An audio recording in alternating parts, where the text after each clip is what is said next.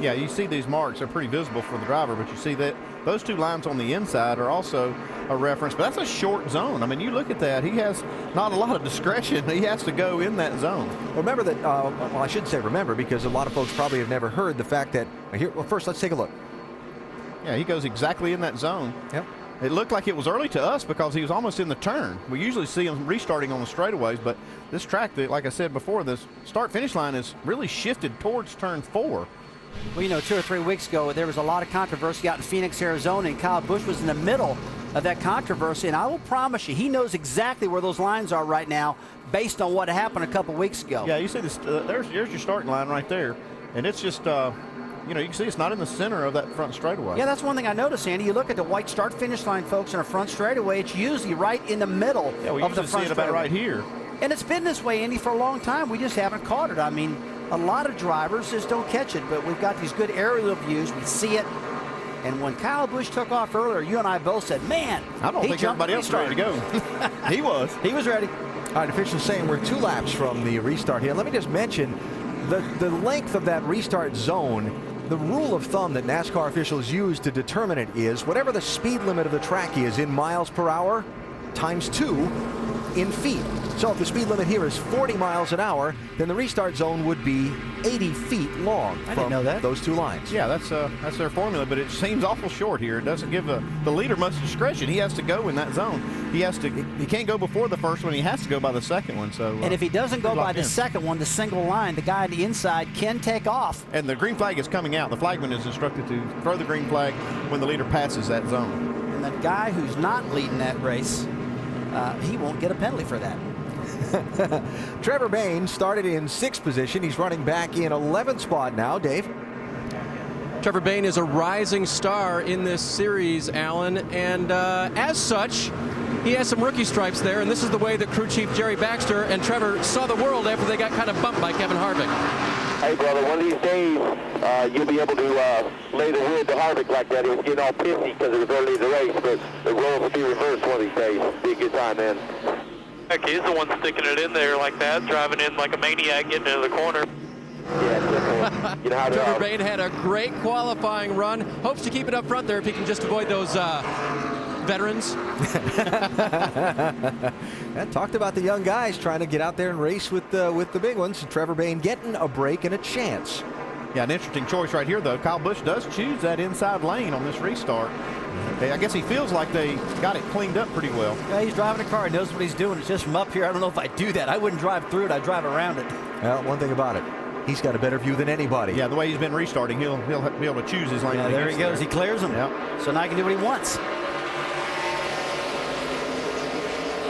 Oh, 3 wide. Oh, yeah, this could get interesting.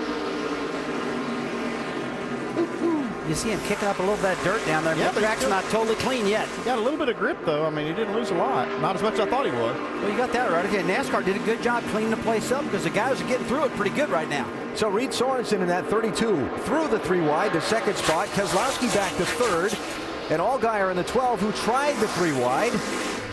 Wasn't able to get any farther than 4th. And now Keselowski back after Sorensen for 2nd. Brad's got a good car tonight.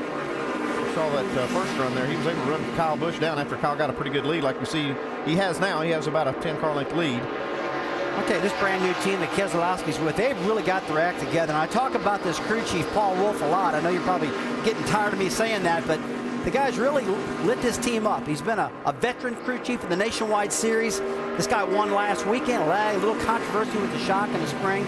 But all in all, a good, strong car all year long so far. Fighting for 2nd spot, Mike.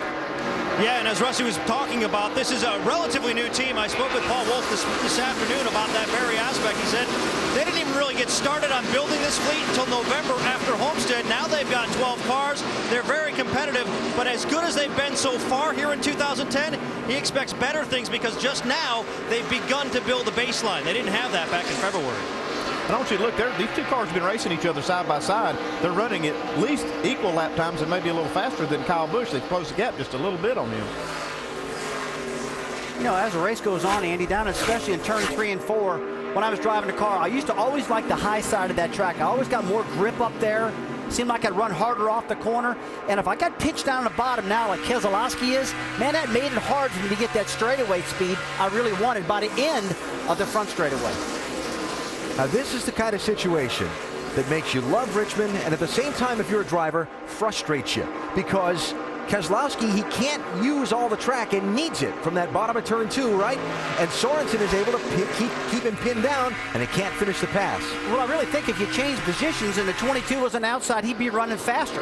Keselowski has obviously got a good car right there, but I totally agree with you, Alan. You get locked in that bottom, you just can't let that car run up the track and pick up that speed. So now he's going to drop back in, let it cool down, regroup, and try it again, right? Yeah, cool his brain down, too. He's getting frustrated. He's got to get it together, be patient. I guarantee you his spotter's calming him down. It's a long race. Be cool, buddy. You got a fast car. Now, while you watch the race for second on the left, here's Clint Boyer and Paul Menard, 21 and 98, back in the pack. This is for 20th place. Kind of surprising for those two guys. Both of them. I mean, Paul's had a great season so far. You just don't expect them to be that far back. I expect to see him farther up as the race goes on. And Clint Boyer, former winner here, the Childress team, always really strong here. But Keselowski finally makes the pass on Reed Sorensen and gets clear. Now we'll see if he can run down Kyle Busch. Let's talk about Clint Boyer, Doc. Yeah, Clint's run awfully well here in the past, but that's not happening tonight. I talked to him after qualifying. He said, Doc, it's going to be a long night for this 21 bunch. We just cannot find a way to grip the racetrack. He's already been on pit road in that first caution flag on lap 14, said it was so loose it came in and made a major track car adjustment, and he's still fighting a race car he can't get to really get in the corner with and get the turn in the middle of the corner coming off. Doc, I've been watching Clint Boyer's car, the 21, and as he gets in the corner, the front brake rotors are really starting to light up in this car. That's an indication to me, Andy, that the car is not really handling right now. Well, you know, I would think that too, but we see that so much now. We see these rotors glowing redder and more heat in them. And even Kevin, we talked to Kevin before the race, and he said he expected his rotors to be glowing red. He expected to be using them, but didn't expect it to be a problem. I know when I was driving, I get down the corner, I would try to arc it out, and if I couldn't do that, Alan, I find myself getting straighter at the corner and getting all over the brakes, and I was really burning my brakes down, and that's why I needed my spotter to say, hey, Rusty, those brakes are glowing, you better do something about it. By the way, Boyer in that 20th spot, the farthest ahead of the few cars that did pit under that caution earlier. Mentioned that Kevin LePage has taken his car to the garage. This is 22nd place. 34 is Tony Raines, and front row Joe. In that white 87 car, James Buescher in the 1. See right behind this group, Coleman Presley in the 23. It's a good battle.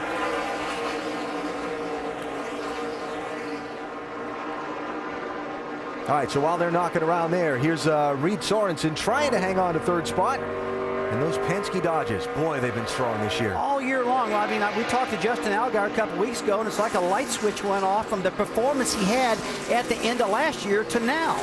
I mean, this team has really got their act together. That Verizon Dodge has been flying all year long, and he says it's because they put new bodies on this car, a new style of thinking, and he really thinks that's what woke this car up. And I bet they're not being hurt by the fact that they've got a teammate to share information with as well, and a pretty darn good one in Brad Keselowski. How about this 12 car, Dave?